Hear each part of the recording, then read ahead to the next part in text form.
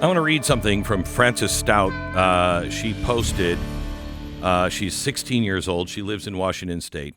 This evening, as a young female athlete in the United States of America, I was actively silenced for standing up for my own safety and belief. During the Tumwater High School girls basketball game on February 6, 2025, a biological male from Shelton High School opposing team was brutalizing my teammates, using his biological advantage, clearly and intentionally overpowering his competition. I made the decision to sit out one of my very last basketball games of the season because I refuse now and forever to compete against any biological male in any sport that I play. I was incredibly distraught at the fact that nobody would step in on our behalf, including the staff, coaches, referees, and parents from both sides.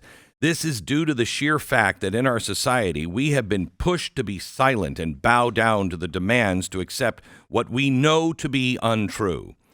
When I became visibly upset and angry, I was met with allegations of discrimination as well as threats made by other players and a grown man who is tasked with serving my school district.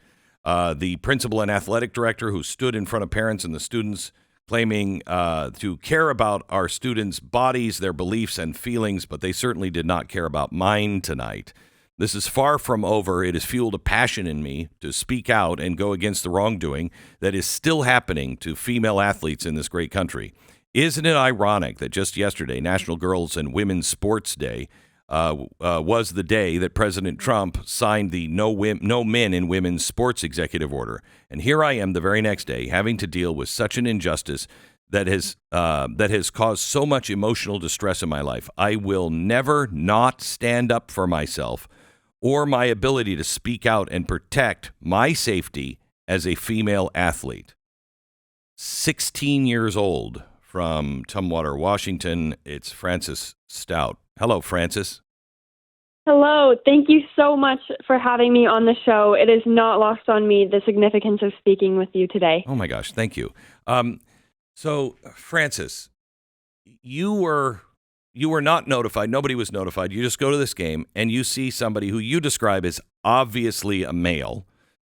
Yes. Why do you say that? What I mean, and tell me the intimidation tactics or the brutalization tactics, if you will, that you felt he was doing.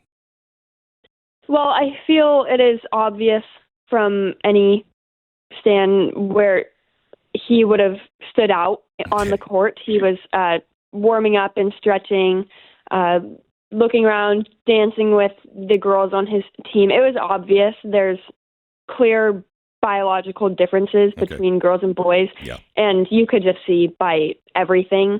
And lots of there's a lot of just roughness on the court and pushing girls down, and nothing that a normal girl on my team or the other team would have really been able to do. Very harsh, and just it was a clear difference. So you go and say, I'm going to sit this game out, or I can't play because I don't feel safe on the court, correct? Yes, that's correct. And what was the response at the time? At the time, people kind of looked and were, oh, whatever, just asked me, oh, are you sure you don't want to play? It's not that big of a deal. I got told by a lot of people, it isn't that big of a deal. It doesn't matter. Nothing's going to happen, and you're just looking for attention. Jeez. Every sort of thing that you could hear from people. Right. But it was only until I got upset after seeing him hurt girls on my team and also take away from my ability to play because I feared for my own safety that people really started having issues. And when you got upset, what happened? So I went and tried to talk to the principal of Tumwater, Zach Suderman, and I told him, this is wrong. Why are you not protecting me and my right to play in my own sport? And why are you not putting a stop to this? It's clearly wrong. It is a violation of my own privacy and safety that you've told every single person at that school that you care about, but he did absolutely nothing to help me. He told me that it was discrimination against the boy and the man, actually, 18 That's what he years said? old. He said the man? Yes. Wow. He said I'm not going to misgender, quote unquote, this individual. Okay. He has also said, and maybe it's not the principal, maybe it's the superintendent, as a district, we remain committed to fostering an inclusive environment where all students feel safe, supported, and valued. Do you feel safe, supported, or valued? That is a very easy answer. Absolutely not. There is in no way am I feeling like I'm supported. I have had, when I was 15 years old, the 18-year-old man was in my own locker room. That is quite the opposite of safe and supported that I should be able to feel. There's a man or boy in the girls' locker room right now at Tumwater High School that they're still doing nothing about, telling girls that they can go somewhere else to change if they feel uncomfortable. They only care about a certain protected class, and it clearly is not the girls who just want their own privacy and safety. So now a lawsuit has been lodged against you. The Foundation Against Intolerance and Racism filed a civil rights complaint to the Department of Education. Yes, on our behalf. On your behalf. Did file that. Yes. Okay, thank God. I read that and I'm like, what are they? How is that possible? On your behalf. Yes, however, I was investigated, however, by the WIAA in Tumwater School District for harassment and bullying for, quote unquote, misgendering the man, saying that he was a man was apparently bullying and harassment, and that is what happened. But myself and my family was the one who filed the complaint. Well, I'm glad, because I was having a hard time understanding how our DOJ was not standing up for your civil rights on this, especially since the president has made it very clear. Yes. Can you give me any update on where this stands and where this is headed?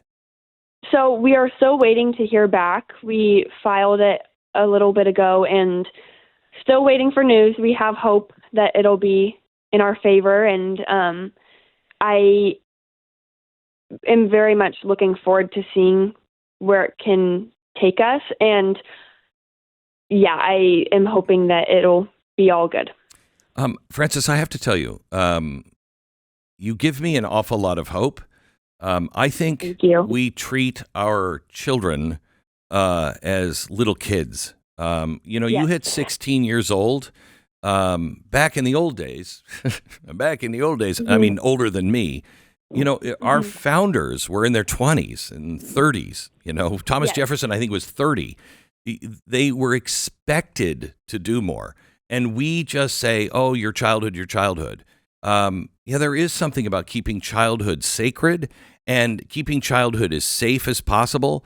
But you are a great example of what 16-year-olds should be like. You should know what your rights are, what your responsibilities are, why you believe certain things that you do if you're passionate about them. Obviously, you're passionate about this, and make the case. You give me an awful lot of hope, Frances. I very much appreciate that. Well, I can not tell you how much as I mentioned in my speech last Saturday, this is the turning point of America, and I was an incredible fan of Charlie Kirk. I think he was an amazing man, and I think he's given me a voice to speak out and given me courage, and I think that it's important, although we are young, to speak up for what we believe in. It's important. I've had those values instilled by my family as well and my parents, and I think it's very important. He did not die in vain. I think that we need to make our country proud, and we are going to be the future of America, and we need to start acting like it and speaking up for what we believe in and what is right, and know good and evil. Do you have any friends in Washington State? Because I grew up in Washington State. I know what it's like. Your Yeah. family, you just must, is it just you guys? Are you just alone in Washington State? Because you're amazing, but Thank it you. must not be very popular to be you and your family in Washington State. Well, no, there you see all around. There's people who disagree, but we have a close group. It really shows you who your close friends are and who is there for you. But it is definitely not the majority in Washington State of what me and my family believe in. But this isn't over, and I think that we can make a change. And I think people need to have their eyes opened and realize that there's clearly something wrong, and I think people can be very oblivious to the fact of that, but it is pretty small majority, especially in Washington State, as you can probably already tell. I know it. I know it quite well. Do you have any friends that disagree with you that are still standing with you as a friend? I don't really have many friends who have told me they disagree. I've been called a lot of names. I've lost a lot of friends over it, but I don't have many friends who disagree. I think it's really sad because they've been told by so many people that they are right and people who disagree with them are automatically horrible people, and especially Chris Reichdahl telling people that, oh, this isn't happening. So kids are believing him and parents are believing him, and so they think that I'm just wrong and looking for attention. And I've been called just the other day I got called a transphobe in the hallways by this kid that I used to be friends with and say hi to every day. And I walked by and got yelled at, and it's sad. It really is.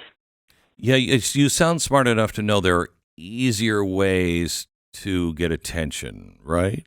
Exactly. Yes. Thank you so much for everything Yes. you're doing. Please keep me informed. Keep us up to date. We want to follow the story, and if there's any way we can help, just know you're not alone. And Thank you. it'll be people like you that will be remembered someday. It's the people who did the things they didn't necessarily want to do, that didn't make them possible. In fact, made them a target. But they had the faith in something bigger than themselves. They knew they had a responsibility, and they stood. Those are the kinds of people that actually make it into the history books, not the one that walked through the crowd as you were walking through who said, "You're a transphobe." That person is never going to be remembered in history. You will be. So thank you. Keep it up. Truly appreciate that, and it means more than you know. From the bottom of my heart, I appreciate this opportunity in speaking with you, and I will not forget what you said. That means a lot. Thanks a lot, Francis. God bless you.